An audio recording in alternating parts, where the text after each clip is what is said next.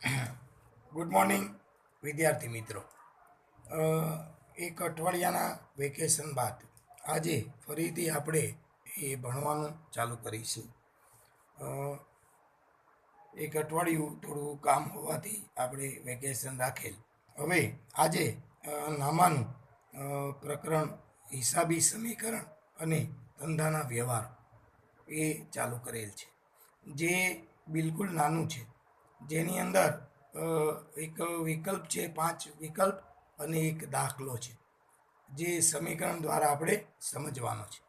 તો અહીંયા એક તમને પાકું સરોયું આપ્યું છે, જે આપણે દિવાળી પછી વાર્ષિક હિસાબનો દાખલો શીખીએ ત્યારે આપણને કામ લાગે, પરંતુ તમને સમજવા માટે છે કે પાકા સર્વેમાં 2 બાજુ હોય, એક મૂડી દેવા અને સામે મિલકત લેના.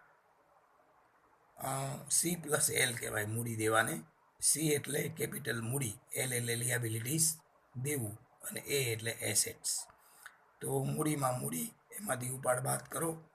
લેણદારો, દેવી ઊંડી, બેંક ઓવરડ્રાફ્ટ, બેંક લોન, ચૂકવવાનો બાકી પગાર વગેરે દેવું ને એવું આવે. સામે મિલકતોમાં પાઘડી, જમીન, મકાન, યંત્રો, ફર્નિચર, દેવાદારો, લેણી ઊંડી, રોકડ સિલક, બેંક સિલક, સ્ટોક, મળવાની બાકી રકમ વગેરે આ પાકું સરોયું હોય. પરંતુ આપણે જે સમીકરણ શીખવાનું છે એ આવું છે, એ બરાબર C+L છે. તો એ પછી તમને સમજાવું, આ ખાલી સમજવા માટે છે. પ્રશ્ન 1 તમારે આ પ્રશ્ન 1 આ પણ ઉતારી લેવાનું છે, આ જે સમજવા માટે છે. દાખલાની સમજૂતી અલગ પ્રકારની છે, એ પછીથી તમને સમજાવું. તો પહેલો સવાલ આજે સમજાવું છું. હિસાબી સમીકરણ એટલે શું? વ્યવહારની બેવડી અસર હિસાબી સમીકરણ દ્વારા સમજાવો. તો હિસાબી સમીકરણ ધંધાના કોઈ પણ વ્યવહારને કારણે જે બેવડી અસર થાય છે, તેનાથી જેટલું ઉધાર થાય તેટલું જમા થાય, આ બાબતને હિસાબી સમીકરણ દ્વારા દર્શાવવામાં આવે તો હિસાબી સમીકરણ નીચે મુજબ મળે છે.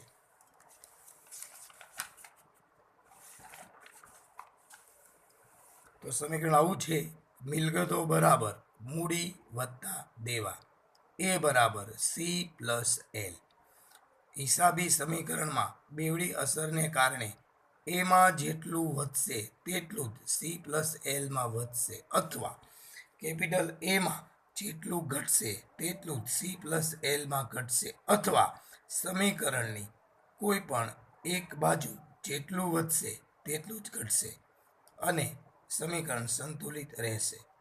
દાખલા તરીકે, ચંદુભાઈ પાસેથી ₹10,000નો માલ શાક પર ખરીદ્યો, તો એની આમનો નામ થશે ખરીદ ખાતે ઉધાર 10,000, તે ચંદુભાઈ ખાતે 10,000. બાબત છે શાક પર માલ ખરીદ્યો તેના.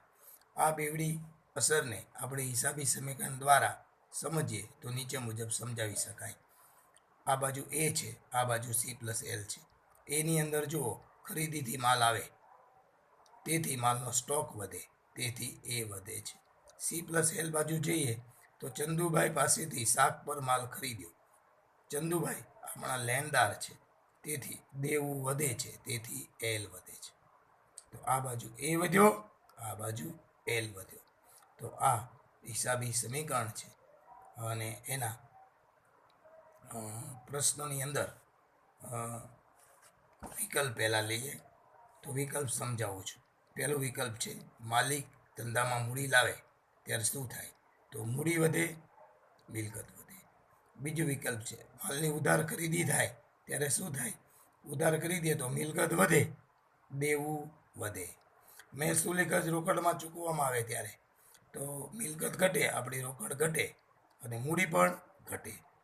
એવી રીતે મહેસૂલી આવક રોકડમાં આવે ત્યારે એનાથી ઊંધું થાય, મિલકત વધે, મૂડી વધે. અને પાંચમું છે, નમૂના તરીકે માલ વેચવામાં આવે ત્યારે. તો નમૂના તરીકે માલ વેચવામાં આવે ત્યારે મિલકત ઘટે અને મૂડી ઘટે. અને દાખલો બીજો છે, આમનોન લખી સમીકરણ દ્વારા સમજૂતી આપો. તો તમારે આમનોન માટે તમારે આંકવાનું છે આવી રીતે. જુઓ, મેં એક પાનાનો ફોટો પાડીને મોકલ્યો છે, પરંતુ તમારે આવી રીતે આંકવાનું છે. જુઓ, તમને એ ડબલ પાનામાં સામસામું આંકવાનું છે. એના જે તમને હું ફોટોગ્રાફ્સ પછીથી મોકલું, તમે અત્યારે આ એક સવાલનો જવાબ લખી લો અને દાખલા જગમ સમજી લો, આ પાનું અને આ પાનું આવી રીતે સામસામું આંકવાનું છે. એટલે પહેલો વ્યવહાર, બીજો, ત્રીજો, ચોથો, પાંચમો દરેક વ્યવહાર તમને હું સમજાવું છું. એ પહેલાં તમે ચેપ્ટર વાંચી લો. બિલકુલ નાનું એવું ચેપ્ટર છે.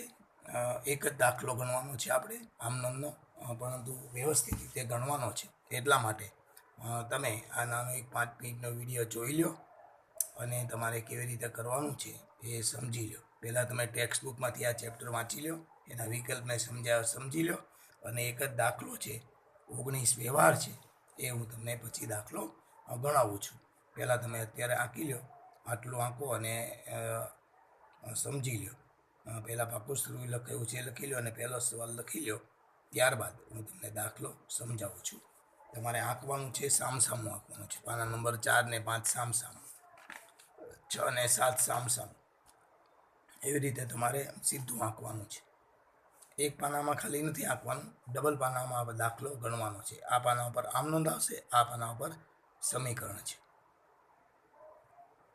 તો પહેલાં તમે તમને દાખલાના ફોટા પાડીને ફરીથી મોકલું છું. સામસામે પાના પર કેવી રીતે આવે એ પહેલાં તમે ખાલી પહેલો સવાલ લખી લો, આંકજો. પછી જ્યારે હું ફોટો પાડીને મોકલું પછી તમારે આંકવાનું છે. એ પહેલાં આંકવાનું નથી. અત્યારે માત્ર પહેલો સવાલ તમે ઉતારી લો અને વિકલ્પ ઉતારી લો.